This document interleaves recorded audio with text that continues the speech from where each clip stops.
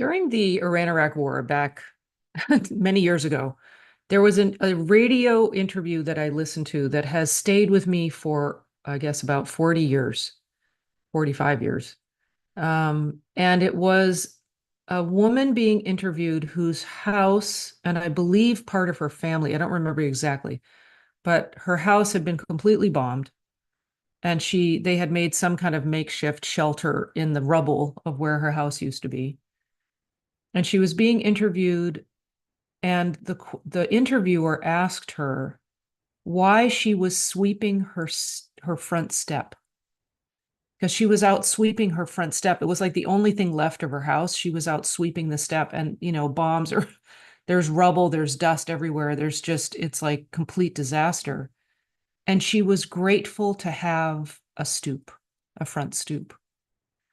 And I've never forgotten that even in the midst of this utter war zone where there's devastation all around her, she found A, something to do that was purposeful, and B, was grateful to be able to do it, that she had a stoop to sweep, and she was sweeping her stoop and keeping it clean. She was able to keep that little area clean from all the rubble and the disaster around her.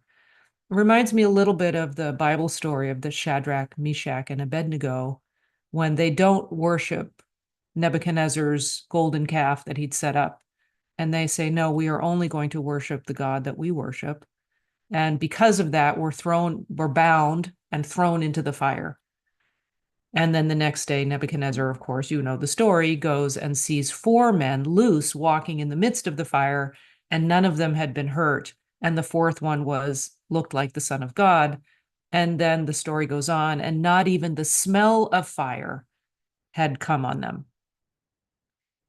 Well, when we are facing fires, when we are facing storms, are we able to walk with God in the middle of the storm, in the middle of the fire, in the middle of the burning, raging furnace, where we feel bound by circumstances and material stuff, sickness, loss, whatever it is?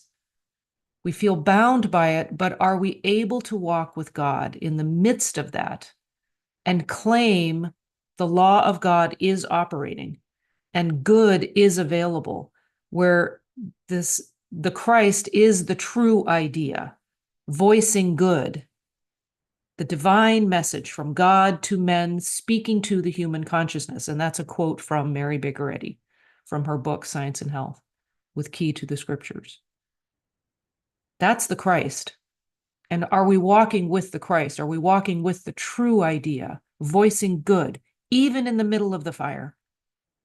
And because we can do that, we have the ability to do that, we have the opportunity to do that, we can walk free in the midst of the fire because the Christ is always with us. The true idea, voicing good, is always available.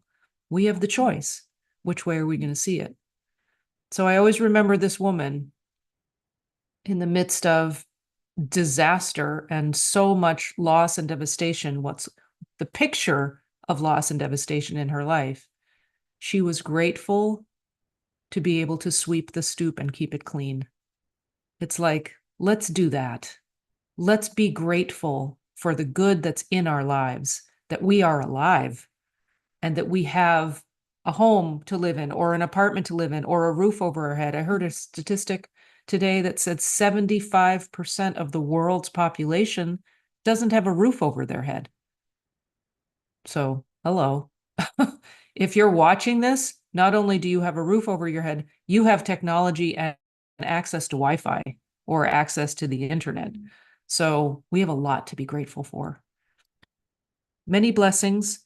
This is actually, all of these ideas came out in Morning Metaphys this morning. So if you haven't tried it, go to getfreesupport.com and take me up on the free trial, on the gift that I'm offering you to say, come join us for a week and just be inspired for a week. Get into the habit of the daily practice. I am such a fan of a daily practice, daily spiritual practice. It's all about spiritual fitness, staying in the expression of our spiritual fitness.